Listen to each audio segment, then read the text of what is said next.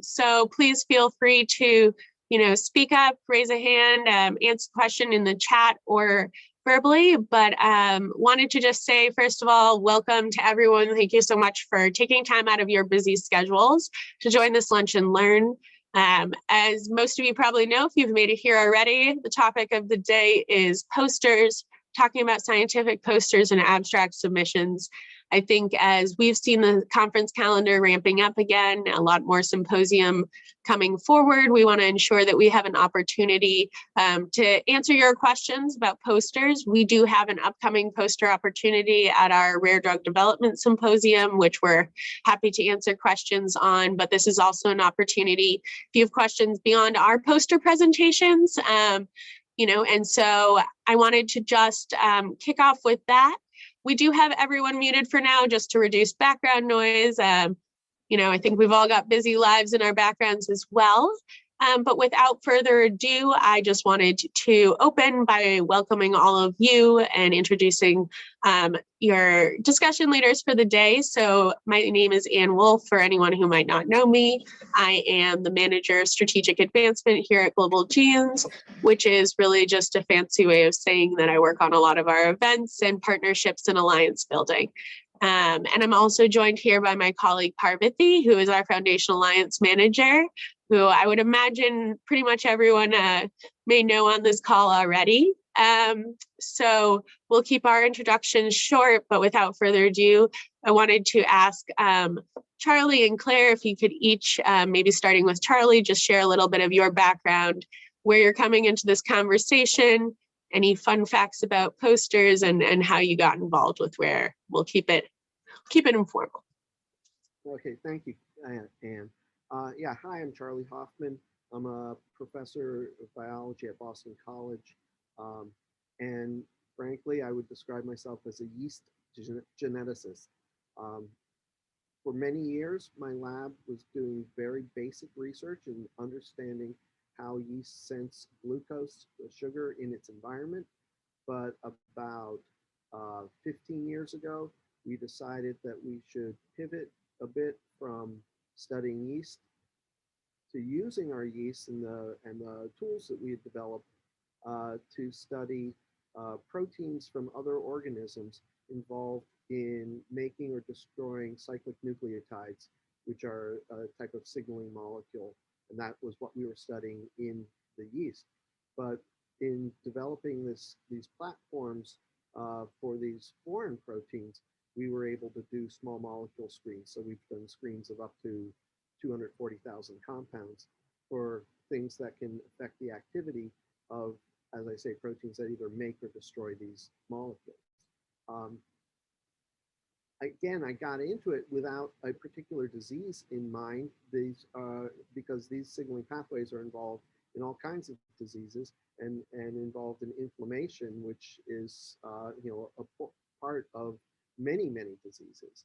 But specifically in terms of rare disease, I was attending a meeting in 2013 when I heard a talk by a physician from NIH, Mike Collins, who was talking about his work with McCune-Albright syndrome patients. And when he identified the gene responsible for this disease, I immediately recognized this was something that our platform could help with, identifying compounds that would reduce cyclic nucleotides in these patients. And so that's what we've been working on partly in my lab for the last 6 years, I'd say. And as far as giving posters and stuff, this is something one is trained in for, as a scientist, but for lay people, I understand that it's a new area. And what I would say is the primary thing about it is keep your target audience in mind and present information that will be informative to them. Thanks so much, Charlie. Appreciate it. Claire? Hi, everybody. Thank you, Ann and Global Genes, for having me here today. My name is Claire Thibodeau, and I am the Director of Scientific Affairs with Cures Within Reach. Cures Within Reach is a nonprofit that focuses on catalyzing and supporting repurposing research. So when we talk about repurposing, that means taking drugs, devices, nutraceuticals, diagnostics that have already been approved for human use in one indication, and then testing them to see if they're safe and effective in a different indication. So this is something that as people connected to rare disease, I'm sure that you're familiar with. It's a strategy that's been used in rare disease for a number of years. And it's one that's becoming increasingly popular in other types of conditions as well. We've seen it, of course, with the COVID pandemic, looking for treatments from existing drugs such as dexamethasone or others. And again, rare patients know how critical it is when you're waiting for new treatments to find anything at our disposal that already exists to see if we can use it to treat these conditions. Cures Within Reach, what we do is we fund proof of concept clinical trials that are pivotal in moving research forward. We don't fund till the end of the line, but what we do is we get these projects off the ground and started so that researchers can then use that data and turn that into a grant to the NIH or some other organization. We've been very proud to partner with Global Genes now, third year in a row, on our Cure Accelerator Live pitch event, which is part of the Rare Drug Development Symposium. And what it is an opportunity for researchers to pitch their repurposing clinical trials to attendees at the Rare Drug Development Symposium. We have experts ask questions of these PIs, and at the end, everybody in attendance gets to vote on the winning project. So the reason why I bring this up is that part of this process includes creating posters for our finalists. Now, I also have a background, I have a PhD in tumor biology, and in that role, I was, that was more basic science focused. So it was a real learning curve for me when I hit the clinical trial world, but it gives me a lot of great perspective, I think, to see how research progresses through the pipeline from basic science to animal models to clinical trials. And the other thing it does is gives me perspective on different types of posters and different ways of presenting your data and your information. I did it as a scientist when, you know, as Charlie said, knowing your audience, I had a very scientific-faced poster. For Cure Accelerator Live, we create these posters not for scientists, but for anybody. And so turning that scientific data into something that more people can understand is part of that process, that poster process as well. And so again, kind of following on about what Charlie said, I think the most important thing to keep in mind is, what is your story? Don't worry so much about what's your data or what your what specifics you have, but what is the story that you want to tell your audience? And then when you have that in mind, you can build your poster around that to help you communicate the story.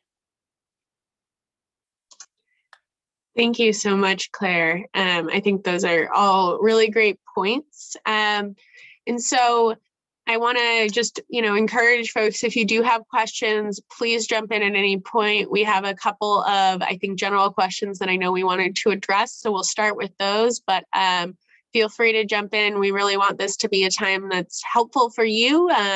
So let us know what we can do to make that the best it can be. So just to kind of, get started, I wanted to toss this question to both Charlie and Claire, and maybe flip the order. Claire, if you want to go first this time, I'd love to just kind of ask, what do you think are some of the kind of key components or, things that people need to think about when they're putting together and really building a poster and abstract submission?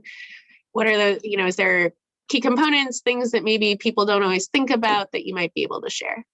Yeah, so I think it goes back to my previous comment about building on your story. So first, when I think starting almost with the conclusion is helpful, because when you know kind of where you're going, it gives you more sense of how to get there. So you think about, what are the 3 or 4 points that I want to communicate through this poster, and how are these relevant? And then you can start to build the rest of your poster around it. You know, when I would make these posters, the abstract was always the very last thing.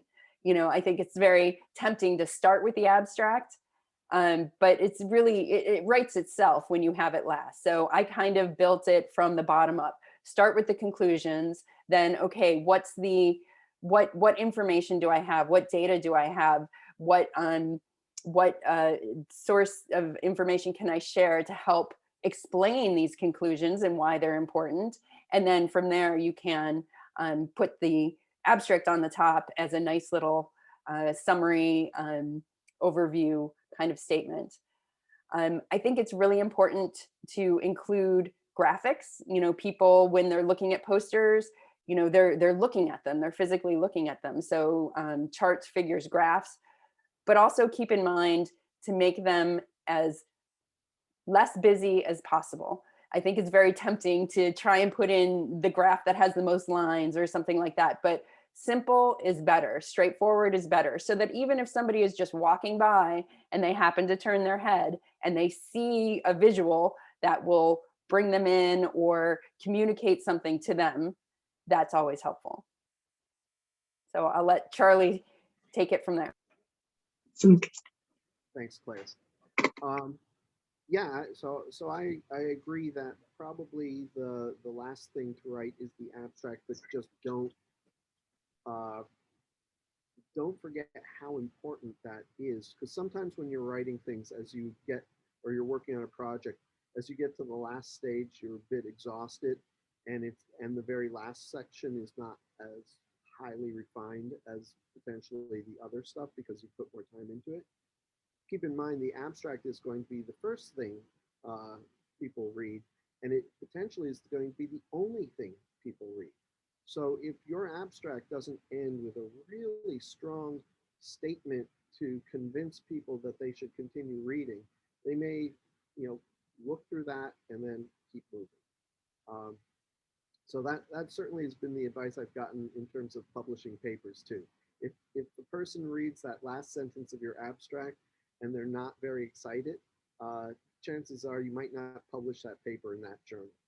So make sure, you know, again, make sure you understand who you're writing this for, and if you're writing it, because I'm not really sure what these posters, to be honest, what these posters would look like compared to, you know, a science-based poster. But if what you're trying to do is attract scientists to bring their expertise to your disease of interest, there's going to be some critical pieces of information that, if you know it, needs to be included so that somebody could say, oh yeah, you know, I have something that I could contribute to working on that disease. And for some people, it might be the pathology, or it might be the types of cells that are impacted by disease. For me, it would be what proteins or what, you know, what intracellular mechanism is being altered by the disease. So I would be looking to see if there are things about cyclic nucleotides and whether it's elevating them or reducing them. Those are the kinds of things where we can find small molecules that do those sorts of things. But again, somebody else might be, you know, have expertise in steroidogenesis, or, you know, or other things that a yeast geneticist should not be saying, because I am not medically trained. So so you have to keep that range of science in mind in kind of informing scientific readers whether or not they would have something to contribute. And I agree, keep words, you know, relatively few words. No, I think that's great. And I might jump in just with a quick follow-up, and Parvathy may have one as well, but just to say, you know, I think that raises a good point of some of the things that you might want to highlight, whether that's related to a mechanism of action, a particular kind of cellular process, or maybe a gene that's, you know, particularly the center of an impact. when you're thinking about reaching out and kind of highlighting those key pieces that might attract a researcher who's working in those areas. So I guess just a question to both of you, are there other kind of larger kind of, I guess, categories of data that you might want to, or types of mechanisms that you might want to specifically think about highlighting in order to really reach the right researchers and you know, kind of call that out to them? Well, I think, you know, the resources that you have that have gotten you to this point are really important. So if you have a patient registry, or if you have a natural history study, or if you have other sources of data which may not be your conclusion that you're trying to share, but could be of use to researchers in that area. I think that's also very important to mention, because even if it's not directly related to what you're talking about, you never know. A scientist might say, oh my gosh, if I had a patient registry, I could do X, Y, and Z. So you want to make sure that you let them know, maybe not in extreme detail, because posters are small and, you know, real estate is very valuable in a poster, but a mention of it can then lead to a conversation, can then lead to a follow-up, can then provide some, you know, nugget for the researchers to work with. Right, and it might also be important to mention, for example, whether there are any animal models that exist for the disease, because you know that would also suggest ways in which people working on the drug development side of things might be able to evaluate compounds, not just for do they hit this target protein, but do they have any kind of therapeutic impact in a model. And can I just say one other thing about, you know, another use for this is that if you are sharing your information with a scientist who might be interested in conducting a clinical trial someday, you know, one of the concerns that I hear about from our PIs a lot is patient recruitment. You know, they need to know, can I recruit these patients? Do I have a connection to the patient community? So that's also something that could be very valuable as well. So if you have a study, even if it's not quite ready for clinical trials yet, but knowing that that there is the resources to move the research forward is very important. Well, thank you, Jocelyn, for adding your question. And I'm going to ask a question before that. That may also help us with leading into your question. But we got a question from our audience, which was sort of in line with what you both were talking about, because there's like, okay, we have to present all the information we can, but also not present too much of it. And then, like Charlie said, make the abstract very, like, you know, it needs to take the message home, because that's what's really going to actually get them to look in more into what the abstract is. But this question sort of is trying to now figure out how do we do that, which is want to know if less is more on a poster, if highlights of the most important aspects of an organization's focus and mission is best, rather than inundating with too much information. So it's sort of like trying to understand, because a lot of some organizations that we have are in that stage. They're not yet in the clinical trial stage, but they're almost there. So they've done registries, or they've worked with other partners to identify what the molecule is, or where they are in that process to take it to the next step. Like Charlie said, you know, they want to get into that mouse model stage, or, you know, so what would you say they should include, and how should they include it, which sort of feeds into also Jocelyn's questions of how do we present it the best. But I'll let you take this first, and then we'll answer Jocelyn's question as well next. You know, I guess I would say, you know, keep the writing spare, but make the major points. You know, potentially other things to know about, because again, I came into this with like zero experience in rare disease research. So I wasn't even aware of the various foundations that from which, you know, one could apply for funding and things like that. So if there are, if these are things that are identified within the like the $1 million bike ride program through Penn and stuff like that, you should definitely include something like that. That there can be very specific funding for work in this area. But other than that, for me, I started into this with actually, no expectation of funding. We were just, we got started doing this on the side. So, I think that's all, really great advice when we're talking about a poster. It needs to be, it's a visual thing. So if you have a poster that has a bunch of words all squished together and, somebody's trying to read it, it may be something to think about to make it as easy to read as possible. And by that, trying to use bullet points is possible. You don't feel like you have to use flowery language or anything like this. This is a summary. You're not writing a scientific paper. So being as straightforward with your language as possible, making it easy for somebody who's reading it quickly to find the key points of information by bullet pointing or calling it out in a call out box or something like that. One thing that I like to do when I've made posters is make sure that the sections are all standalone and very easily seen by readers, so that they know, okay, if I want the abstract, I can just look right here. If I want the conclusions, I can look right here. If I want references, I can look here. And I do think that Charlie's point about funding sources is spot on. If a researcher knows that there's potential for funding, that is also a great piece of information to share with them. Great. Thank you so much. Were you gonna? No, I was just gonna say this could not have been more perfect to ask Jocelyn's question.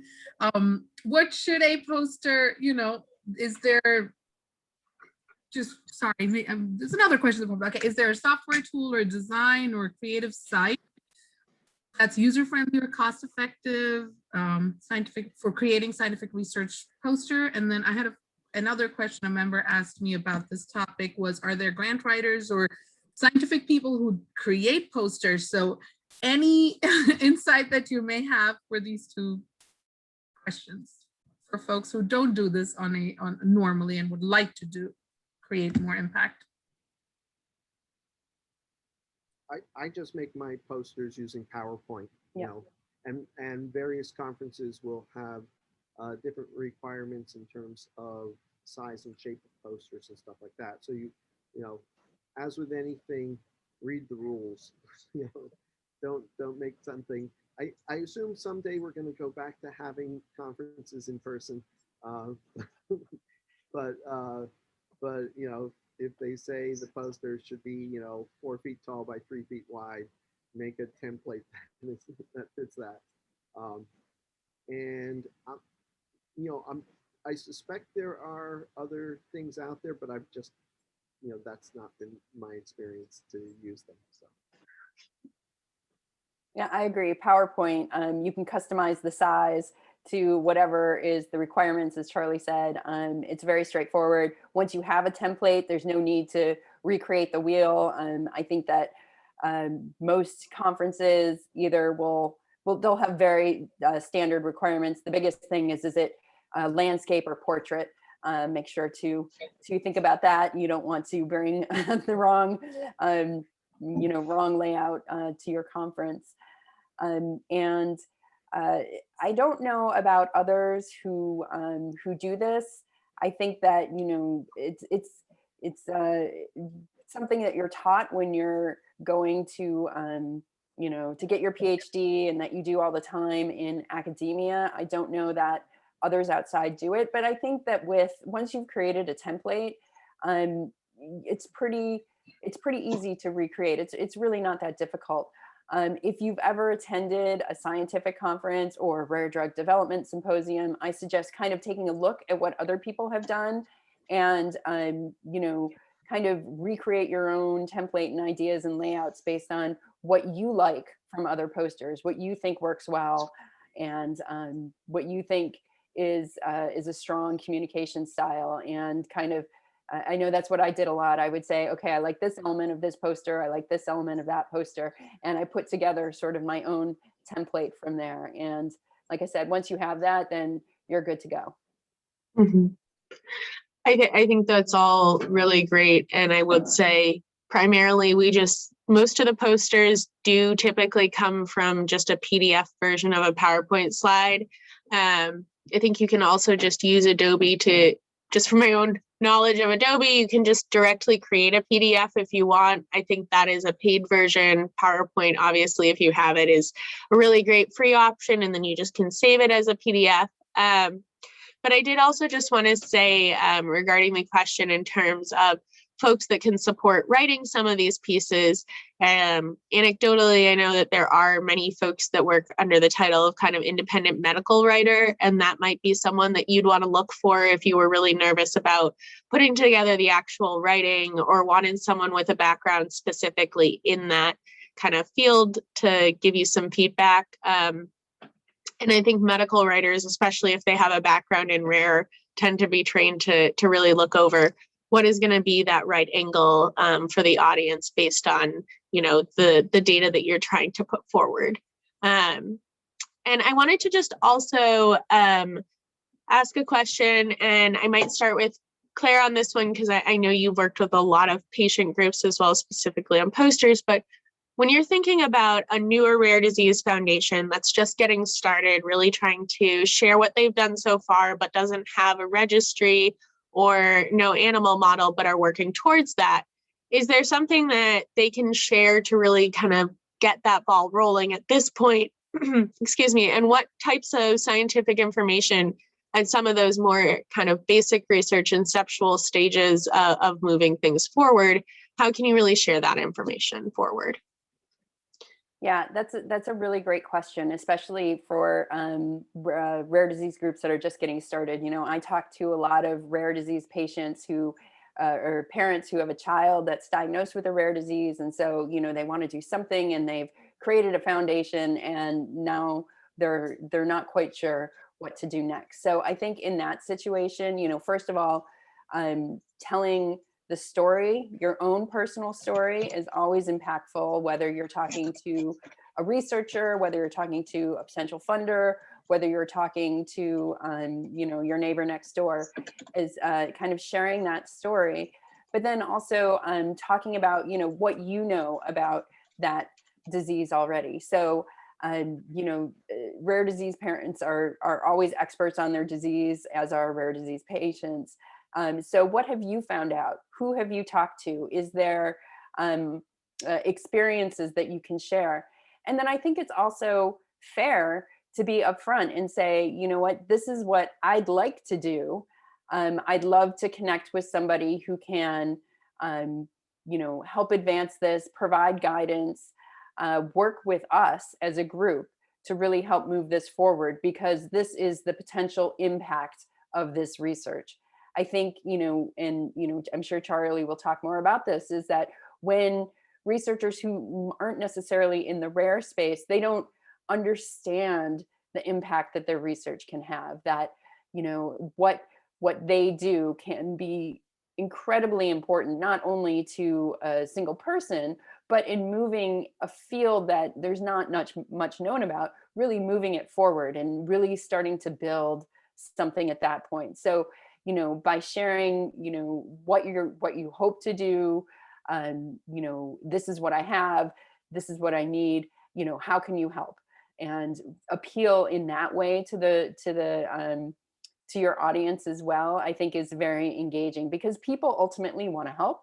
They want to know that their work is important. And by showing that, you can really start some important conversations. Right. I totally agree with that. And again, I'd say, regardless of what resources are available, whatever information you can give about either the mechanism of the disease, the pathology, you just don't know who's going to be out there that has an experience such that they would look at that and say, oh, that's something that I can actually address, or this is something that we have experience with. I didn't even know that, that's, that this disease existed. And I would say, most scientists um, want to do something that has impact. Uh, you know, when I started, I was very comfortable in the basic research realm where success is measured by publishing papers and having people read them and maybe, cite them and build from them. To be honest, it's a pretty low bar. Um, Now, where success is potentially finding a lead compound that will be developed into a drug, that's a bit of a scary uh, mark, bar to clear. But it's something much more, meaningful for our research. So whatever information you can provide to allow people coming from different scientific backgrounds to understand whether or not they can contribute, I think is what's important. Thank you both so much. I think that's all great advice. And, I think to both of your points, really starting to share the work that you're doing, I think is so important, even if maybe it doesn't feel like it might be what you would typically expect at, a conference of, say, yeast geneticists. I think it's so important in the rare disease space for us all to be sharing and collaborating, because there's so much that we can all do together.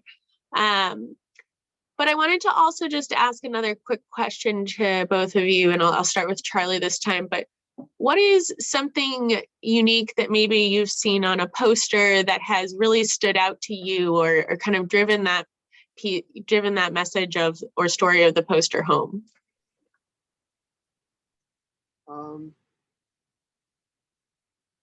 So I have to admit that I still largely attend meetings of yeast geneticists. So I don't have a lot of examples from that. However, I did do a sabbatical at NCATS, which is the National Center for Advancing Translational Sciences at the NIH. And I was working in the preclinical assay development lab there for a couple of months. And, their posters really, to me, what caught me was like images of patients. And it just brought the immediacy of the need for treatments and cures to see actual patients. Great. And I 100% agree with Charlie. Images of patients, always very impactful, always very, at the end of the day, people remember the story of the person. At the end of the day, when you go home and, you're talking to your friend or a loved one or whoever, and they say, well, tell me about the conference. It's usually, oh, I heard this incredible personal story about this patient. That said, I think just visuals in general are really can make the poster.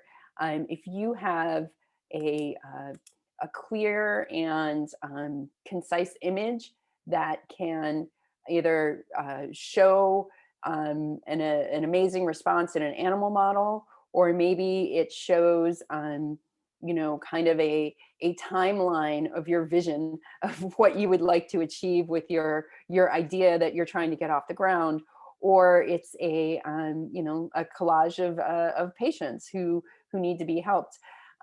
Sharing images can really draw people into your poster, and to me, that's what makes a very impactful poster. Is if I just look at it, is it telling me a story, or telling me something, or drawing me in without me having to read a single word? Thank you.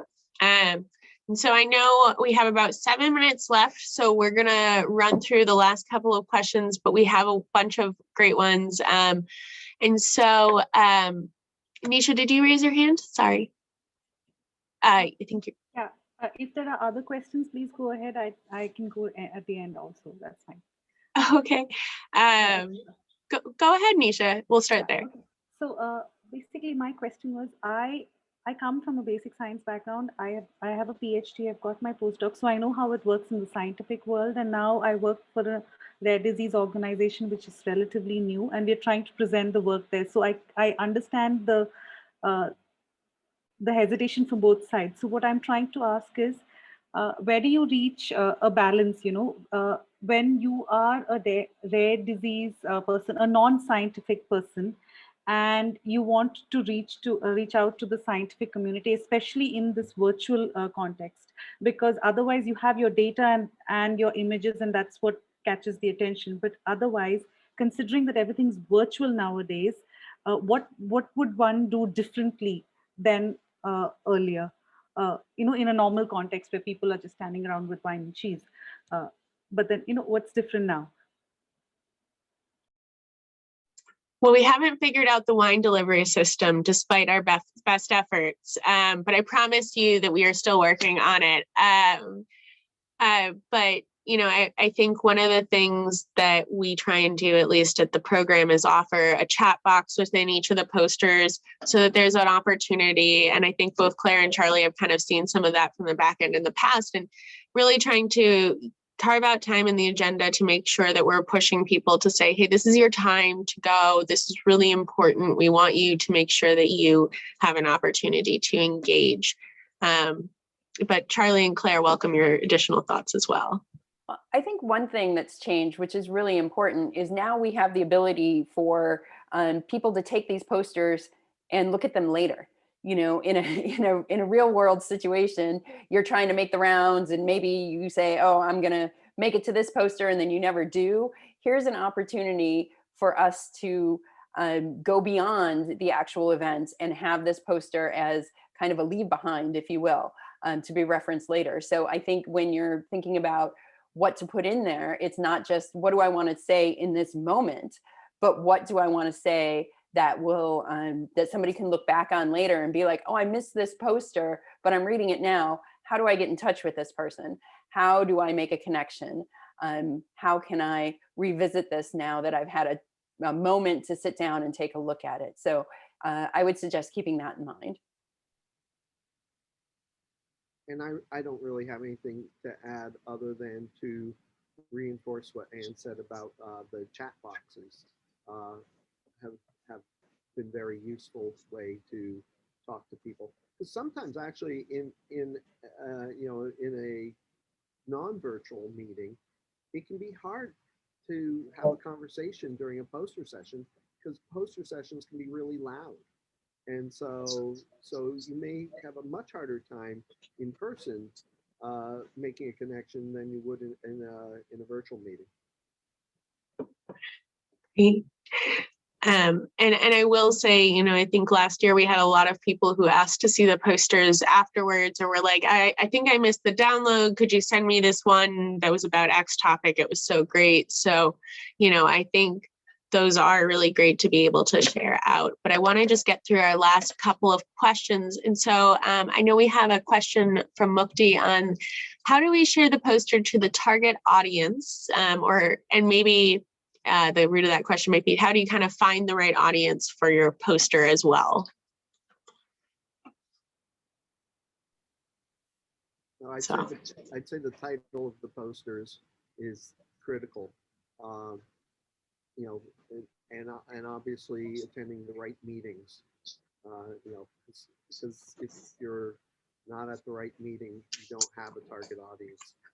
But it seems like, the rare disease meetings, which again, I was completely unfamiliar with. It was not, the type of meeting I would attend in the past.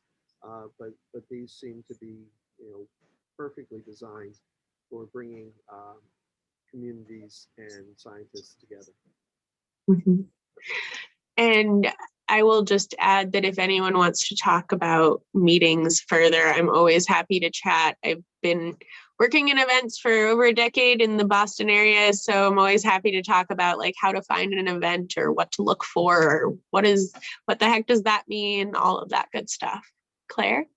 Yeah, and I totally agree. You know, events and meetings, if you take a look at the group that's presenting the meeting, if you take a look at the agenda of the meeting, you can find the ones that are going to best meet your goals and your needs to attend and share your poster. But again, going to the idea of that, now we have a poster that's a PDF. If in your research you come across a PI who's maybe not attending one of these events, a poster is a great way to have an attachment to say, here's where we are, here's where we're looking, and make that kind of introduction to somebody that you think may be a good resource for you, but you don't, you've never met them. Sharing your poster saying, I presented this at the Rare Drug Development Symposium. I thought you might be interested in it, is another way to get the most value out of your poster moving forward. Great. Thank you so much. And so I know we have a couple of questions, one about a white paper that I think we may run out of time to get to, but I will follow up on that question afterwards. What I did want to just get to, because I think it's an important one, is can your poster be over one page? Is that ever acceptable? Or is that kind of the rule of thumb that your poster is always that one page? So Claire, Charlie, I think I would say yes, but you all have done a lot more of these. So I've never seen a poster that goes over more than one page. Charlie, I don't know if you've had that experience. Well, I think describing it as a page is potentially misleading. So typically a poster might be 3 feet across and 4 feet tall, or I've been to some where it'd be like 4 feet by 8 feet even. So we're talking about really big pages, and I like typically to have maybe 3 columns in my poster, and so you have a big banner. The title goes across, and the people who authored it and any affiliations is under that. But then you have your abstract and introduction, at least in the science things, results section and some conclusions. And so you can put a lot on a page that is 3 feet across and 4 feet tall. Absolutely. And so just last question, and any final comments before we wrap, because I know Charlie has a lab coming up and I suspect everyone has busy calendars, but does presenting a poster at a conference help to elevate the work that an organization does and improve visibility to researchers, in your opinion? I agree with that 100%. I think the more that you can get out there, the more that you make connections, that you talk to people, not only are you spreading the word about your work and your interest in the community, but then you're also learning how to tell your story better. You can kind of see, okay, this part resonated with researchers, while this other part resonated with funders, and you can really refine your presentation and in your targeting, and you'll just get better over time. So you'll hone that, and you'll get great feedback from the people who are looking at your poster. Agree 100%. Right, I'd agree. Obviously you got to put yourself out there if you want to find connections and build on it. And sometimes, it's just that one connection that's needed to have really big breakthroughs. So the other thing I would say is, don't feel discouraged if you go to a conference and you feel like almost nobody has looked at your poster or has spoken to you. It's important to get out there, and as Claire said, work on honing your message and learn from attending and build from that. Great. Well, thank you everyone so much for coming. I know that there are a couple of questions that we didn't get to, but I wanted to say that we'll be sending out both a recording of this as well as some examples of past posters and some templates. And Charlie, Claire, if there's any templates that you might recommend, would appreciate, any links you might send. And Nisha also just kindly mentioned that a lot of sites have poster templates available if you search for a PowerPoint poster template. So we'll pull together some additional pieces and some examples and send those out to the group probably closer to the end of the day. But, please, if there's any questions, let us know. We want to continue this conversation. I think I will personally say I'm not a PhD, so this poster thing is new to me too, beyond the fact that I have rented many a poster board in my life. So, I really appreciate all of you. We want to make this a great and collaborative experience, and we want this to be something that's, helpful for you in moving your organizations forward. So we appreciate all of you. A big thanks to Claire, Charlie, and Parvathy all for their support on this conversation and helping to pull this together this week with short notice. And thank you all for joining us. We'll certainly be in touch, but otherwise, I hope everyone has a great rest of your Wednesday. And I know we'll be seeing hopefully more of you soon. So thanks so much. Thank Bye. you. Thank you.